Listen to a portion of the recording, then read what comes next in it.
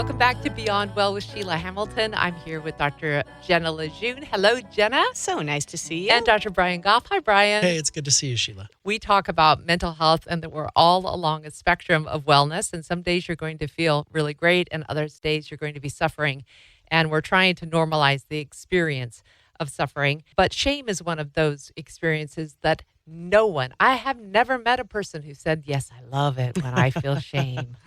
We're talking about shame, an unpleasant self-conscious emotion typically associated with a negative evaluation of self, withdrawal motivations and feelings of distress, exposure, mistrust, and powerlessness and worthlessness. Sometimes the dictionary is just amazing in summing up what we're about, right? That's a powerful, powerful word. Yeah.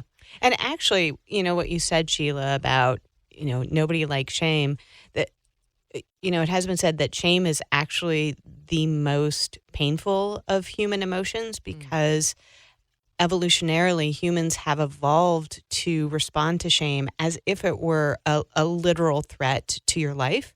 From the position that Brian and I come from, all behavior and all emotions have evolved to serve some function. That's why we still have them. Yeah. And so shame was this emotion that evolved in order to help the tribe get along. So if somebody broke a kind of moral or a standard within the tribe, they would experience shame. And if they couldn't repair that and the person then was exiled from the tribe, literally the person would die. Right. And so we have evolved to respond to this feeling of shame as if our lives depended on kind of repairing that in some way. So it is incredibly painful to people, incredibly painful. Isn't it also true, though, that tribes, as part of the shaming ritual, would allow redemption and a bringing back into the fold? And that part of our modern experience has disappeared. We don't get an opportunity to come back into the fold. Cancel culture, some of the other things we've discussed, means you've erred, you've wronged, you're out, you're banished, go away, we never want to see you again, which is the equivalent of sending someone into the jungle alone. Absolutely. And actually, there's some really interesting cross-cultural data about shame that shows that cultures that do have avenues for redemption after shame, that shame doesn't predict the negative outcomes, the negative psychological outcomes that shame does predict in a culture like the U.S., where we don't have these avenues for redemption anymore. And so you're exactly right. Shame is not always problematic, but it has to be shame with the ability to rejoin the tribe or the ability to have some redemption. Otherwise, it's not helpful in that way. And oftentimes, people perceive that they violated one of the community values, and they haven't. Oh, sure. So they're misreading the situation. Yeah. And I often think of it as guilt is when you violate your own standards, and shame is when you violate the standards of a community, and you're afraid that they're going to kick you out, either literally or relationally kick you out or push you further away. And that's that getting kicked out of the tribe and into the savannah all by yourself. Exactly. Is what it ends up feeling like. But a lot of times people have shame over things that really there is no judgment around. Yeah, absolutely. I think about, what you just said, Jenna, in terms of it evolved as a method to try to keep people in line, keep them within the tribe and teach them how to be within a certain context. And I think back to my parenting, and there is, I think I might have told you about this experience before, but I feel this shame over this experience of I was loading Sophie in her stroller. I turned to get water bottles and she pushed off and she went backwards down our driveway, which was quite steep. And if not for an alert neighbor who threw himself in front of the stroller, she would have died because she was going to smash into a truck. And I feel even today, when I tell people about that experience, the kind of shame that makes me think I need to go take a minute and cry. Because I am so ashamed of myself for making that mistake. Now that's like, is that a normal eruption of what shame was supposed to do? Was it supposed to teach us, okay, moms, you did this, you feel ashamed, now you're going to be a better mom? Is that also one of the uses? Well, I think actually that points out one of the important and positive qualities about shame is it tells you something about what matters to you, or it Yeah. can tell you about something that you're mattering about. Yeah. You can choose whether or not you want to make it important. But for you, I mean, I know you and I know Sophie, and Yeah. family is the most important thing to you. And so when you have evaluated that your action did something to put her in harm's way, it would make sense that you would feel shame around that. Yeah. Absolutely. Yeah. Absolutely. And another distinction between shame and guilt, Brene Brown talks about guilt is I did something bad, and shame is I am bad. And so if what you're feeling all these years later is shame, that it isn't just, oh, I screwed up and I did something bad, that there's probably some story you have about what does that mean about me as a mother, Interesting. something like that. Interesting. Wow. I was thinking about the two different ways of thinking about guilt, shame. One of them being, personal values versus community values. And the other is like, I am bad. This thing I did was bad. And the common ground for me as I thought about that was sometimes the community says, hey, that thing you did, that's not okay. And that thing gets punished or reprimanded or, something like that. Versus that thing you did was so bad that you are gone. And it's almost like in those instances, the community extends beyond the behavior, the quote unquote bad behavior that you engaged in, and makes it about really just you as a human. As a person. Absolutely. Yeah, absolutely. And something related to that, Brian, that was based on what you were talking about there, Sheila, is when we look at the differential impacts of shame. If you think about shame as essentially a way for the community to keep everybody in line, well, keeping everybody in line is another way of saying be like the most common, most powerful person. And so the people who might deviate from that straight, white, cis, male person in power, the person who don't fall into that norm, are much more likely to experience shame and to experience the negative impacts on that. And so shame is much more destructive and harmful for folks who have low levels of power versus people at the high end of power. They like shame because it's keeping the status quo, and the status quo works for them. Yeah. If I would say one thing about suicide prevention, it's that I wish everyone could understand what shame is, whether they're carrying it, and what it's doing to their own self-worth and their ability to live in this moment. Because I think, having now lost several people that I know to suicide, I feel like shame was the current thread in every single human.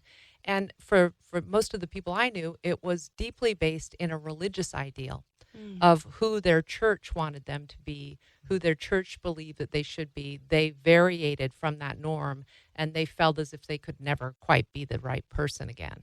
Do you see that commonly?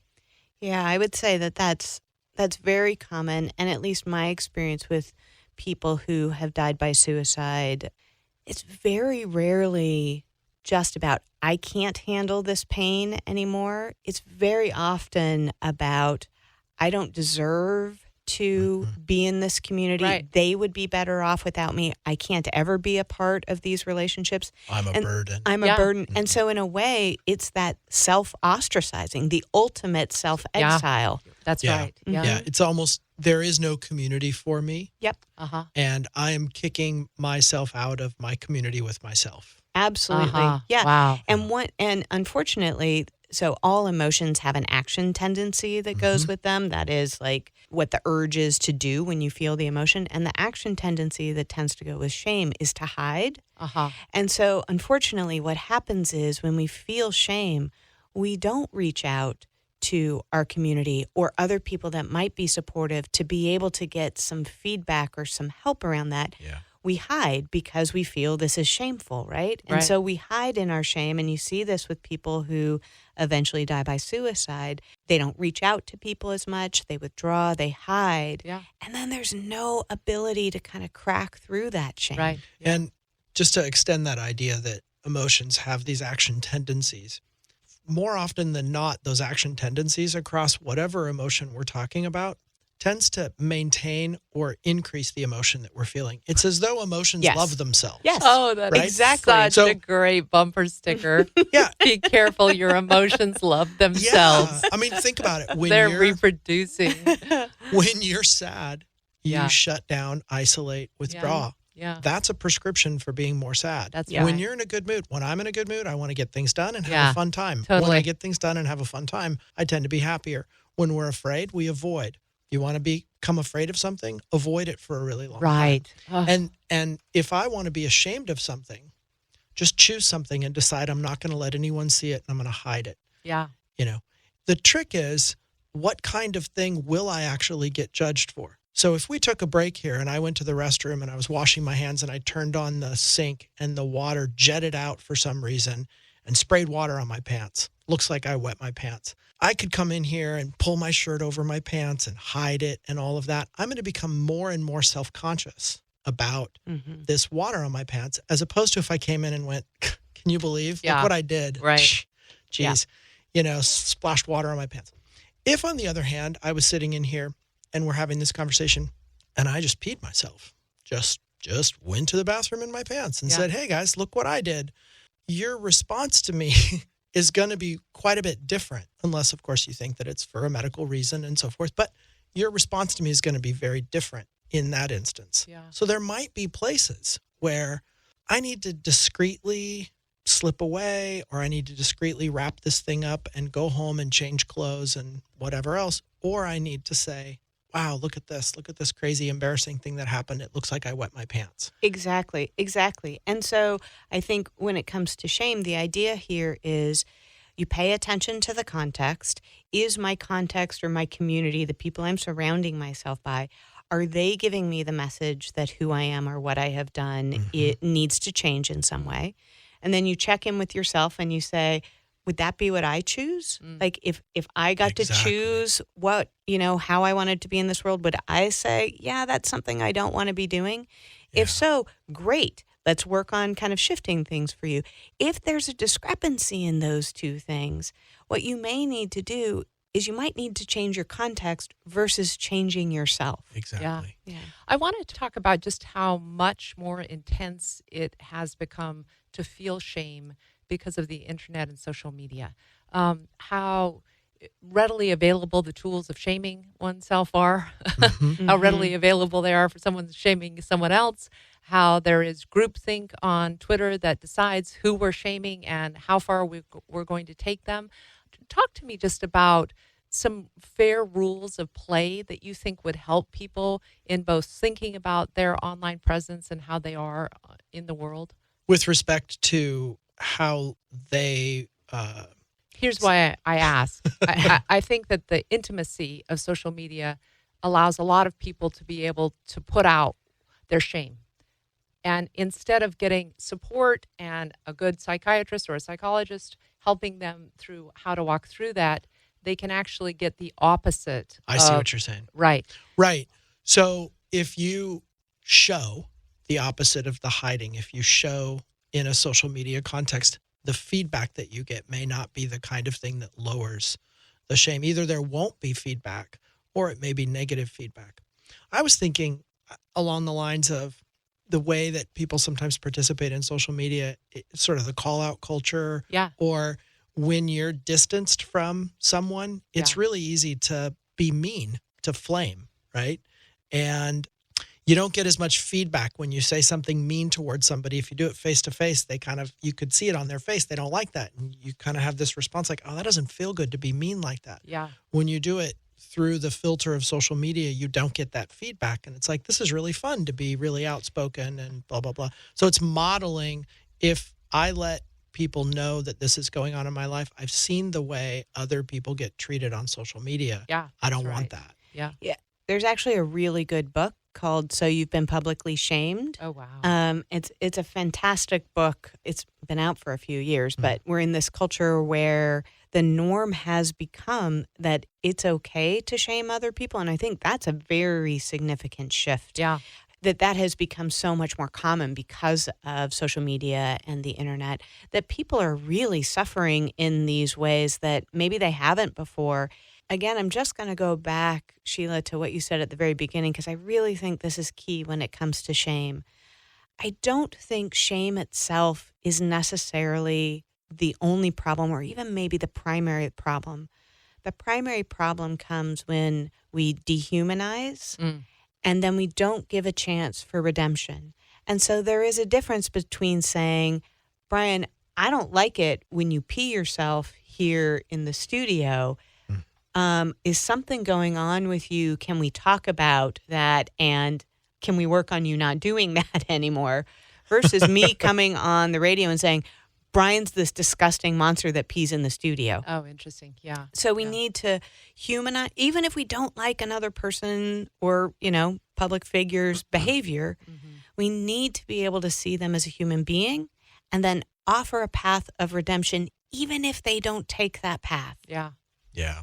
There's like that opportunity for correction. And that is an appropriate calling out. I don't want to use that term necessarily because it means some other stuff, but that reaching out and saying, that thing that you said can be taken really hurtfully. I don't know if you mean to be saying that, what's going on, like why, as opposed to turning a blind ear to the things that get said in the social media context. A lot of times I'm not on Facebook directly, but I hear about it and I remember seeing it.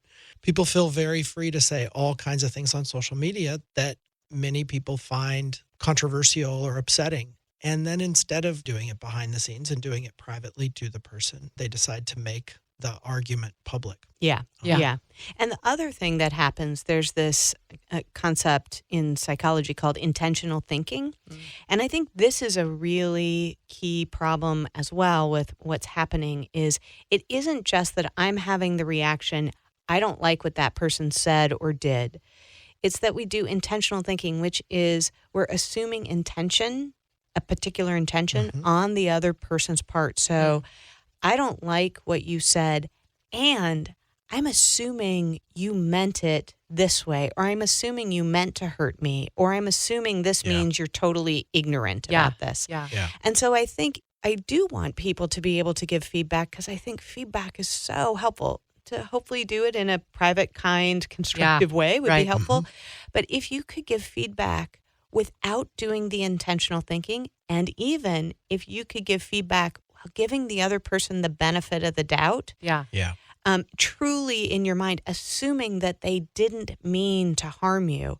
They still did harm you. They still did hurt you. But they didn't mean to. There's so much more chance for their behavior actually to be corrected, which is what you want. To have the behavior more accurately reflect the intent. Exactly. I think that's a great standalone point about the conflation of intent and effect. Yeah. Jenna, if you and I are dancing and I step on your feet and you say, oh my God, I can't believe you did that. And I say, well, we were just dancing. You just don't care about me. You just don't respect me. You're never paying attention to me. What a mean thing. You're such a mean person. Yeah. And then I say, well, that's crazy. We were just dancing. That you have conflated the effect on your foot as my intent, and I have conflated my intent with the effect. Yes. I didn't intend to stomp on your foot, therefore you don't deserve to be hurting. Right. Yeah. That's so interesting. Exactly. When you see shame show up for most of your clients, I'm guessing, this list is a guess, it's around sex, it's around issues of financial responsibility or lack thereof. It's probably around issues of interpersonal relationships with friends and family that they don't feel really good about. And I do know a lot of moms feel shame in terms of, oh my God, I'm the worst mother. So I want you to talk in the few minutes we have left about some of the things you can work with if you're a person who does feel shame and you can tell that it's not that great for you. Well, first I would say the things people feel shame about are the things that they usually care most about, or at least the culture cares most about. And so if you're feeling shame about something, it's telling you about what is mattering. And you get to make a choice about whether or not you want to make that matter to you. But then the antidote for shame is light. Bringing shame out into the light in a place where that is safe and appropriate, somebody who has your best intentions. Right. The safe, someone who has their best intentions. Like I was saying before, emotions love themselves. So if you can act opposite the emotion, that's a good thing. However, if you're afraid of dogs, you probably don't want to pet the angriest, most upset dog at the Humane Society. You don't want to do that, because if you get bit, you're just, the lesson learned will be, I knew I was right. All dogs are dangerous. Yeah. So yes, shame does not survive in the light. It only survives in the darkness. Right. But don't practice light in social media. Exactly. And then if somebody is in therapy, there's a really great evidence-based intervention for shame. It's based on emotion-focused therapy, and it's called a 2-chair technique, where you're actually being able to bring out this person who is criticizing you, your self-critic, and actually see the impact of that self-criticism, because self-criticism and shame are so tied together. Yeah. You know, I would just add, you listed off a list of things that people often feel shame about when they come to therapy. In my experience, probably the most dominant one is their own struggles. Their emotional struggles. Right. And it's one of the reasons why I'm here and why I'm glad we're doing this podcast, is because I think this is a way for us to talk about ourselves and for our guests to also talk about themselves when we have guests on, that lets people know, you're not alone and we're all in the soup, and it's okay to be human and feel stuff. It's so wonderful that you just said that, Brian, because this past 3 or 4 days, I have felt my mood and thing going really low. And I'm like, get it up there. You can't be hosting a show like this if you're feeling so depressed. What the hell are you doing? And then I was like, oh, wait a minute. Self-talk, put myself in the chair. Holy shit. Jesus, if I can't say I'm depressed, what is the point of this show? So it's just so much more lovely to be able to actually talk openly about it and find, the depth of the human experience is shared by every one of us. So thank you again. For sure. Our program is brought to us by the Foundation for Excellence in Mental Health Care and Cedar Hills Hospital, and we would sure love a review on one of the platforms where you listen. Our engineers are Mike Shacker and John Hugel. Thanks again for iHeart Studios, where we record.